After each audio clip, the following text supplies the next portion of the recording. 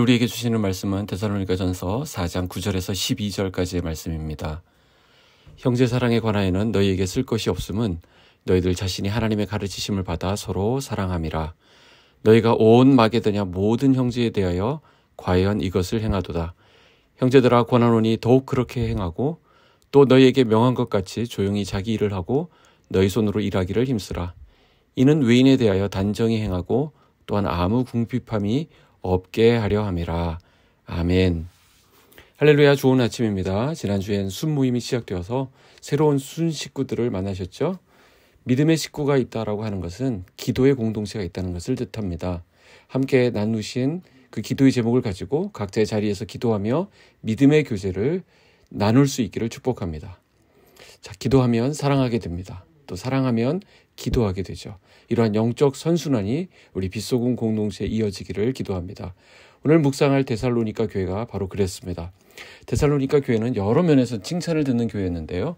지금까지 나온 칭찬받았던 그 케이스들을 열거해보면 1장 3절에 보면 믿음의 역사, 사랑의 수고, 소망의 인내를 가지고 있었다라고 하는 점이고요. 1장 7절에는 모든 믿는 자의 본이 되었다라고 하는 점이고요.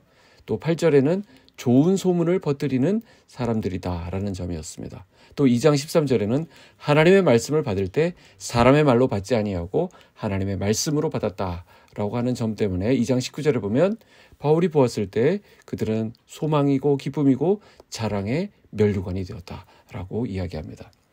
자, 우리가 여기서 관심 있게 살펴보아야 될 부분이 있는데 이들의 기본적인 자세가 무엇이냐라는 것입니다. 그건 바로 사랑이었습니다.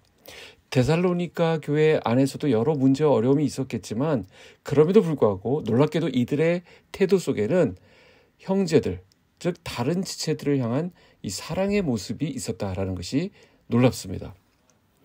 9절부터 10절에 보면 형제 사랑에 관하여 너희에게 쓸 것이 없음은 너희들 자신이 하나님의 가르침을 받아 서로 사랑함이라. 너희가 온 마게도냐 모든 형제에 대하여 과연 이것을 행하도다. 형제들아 권하노니 더욱 그렇게 행하고 그랬습니다. 사도 바울이 데살로니가 교회를 칭찬하는 이 형제 사랑은 믿음의 공동체에서 발견되어야 하는 아주 중요한 모습이라고 할 수 있습니다. 즉 교회 성도들은 하나님을 아버지로 모시고 있는 자녀들이기 때문에 우리 모두는 가족으로 묶여 있습니다. 그러므로 형제이자 자매인 서로를 사랑해야 하는 것입니다. 자, 그런데 이것이 말처럼 쉽지가 않습니다. 이게 너무나도 어렵다는 것은 우리가 이미 잘 알고 있습니다. 성경은 모든 사람이 하나님 앞에 죄인이라고 정의하죠. 그 증거 중에 하나가 여기에 있습니다. 인간은 나 아닌 다른 존재를 사랑하기가 그렇게도 어렵다라는 것입니다. 혹 우리가 사랑이라고 착각하는 것들도 가만히 보면 성경이 제시하고 있는 기준에 훨씬 미치지 않는 자기 중심적인 사랑을 오해하는 경우가 참 많더라는 것입니다. 성경이 말하는 사랑이 아닌 나 중심적인 사랑, 자기 만족적인 사랑으로 왜곡되어 있는 경우도 참 많습니다. 우리가 우리 가족은 정말 사랑한다라고 생각하죠. 물론 사랑일 것입니다. 그러나 그 사랑도 얼마나 내가 중심이 된 또 내가 집착하는 사랑일 때가 많습니까? 이처럼 우리는 사랑을 참 너무나도 갈구하고 사랑을 원하지만 이 사랑이 무엇인지도 잘 모르고 사랑이 아닌 것들에 집착하고 또 그것이 사랑이라고 스스로를 속이면서 살아왔던 것을 우리가 깨닫게 됩니다. 하지만 예수님의 십자가 은혜로 복음을 깨달은 사람은 하나님으로부터 이 참된 사랑을 직접 배우게 됩니다.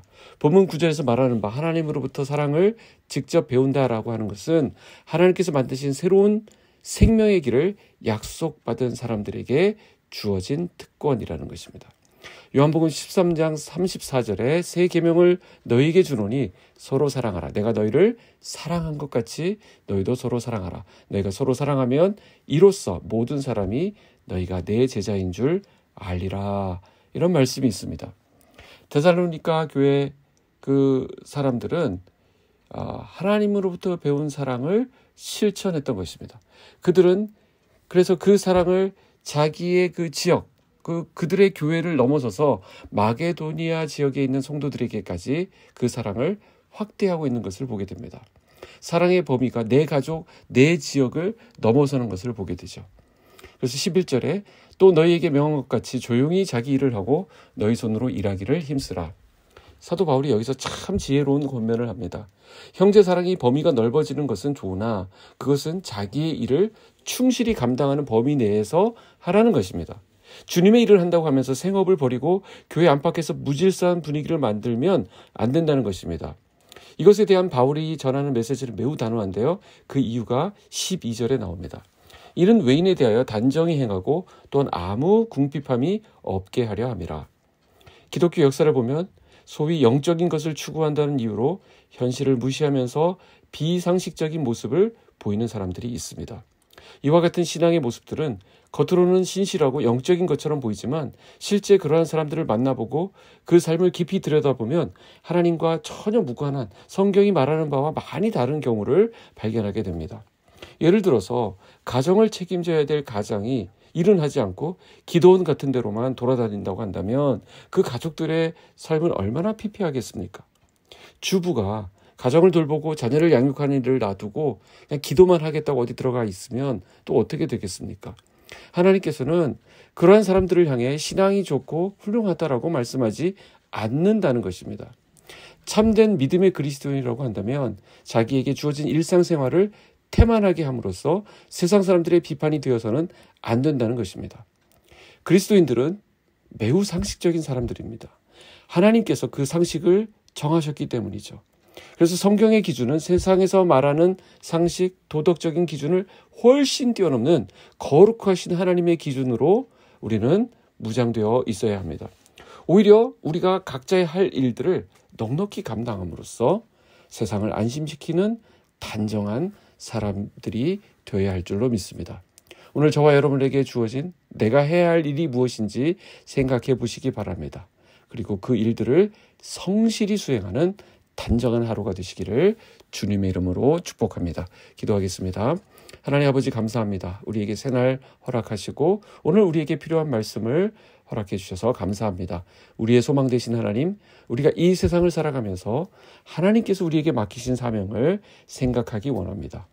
천국을 소유한 사람들답게 하나님에게도 또한 세상 사람들에게도 칭찬받는 믿음의 삶을 살아가도록 인도하여 주시옵소서.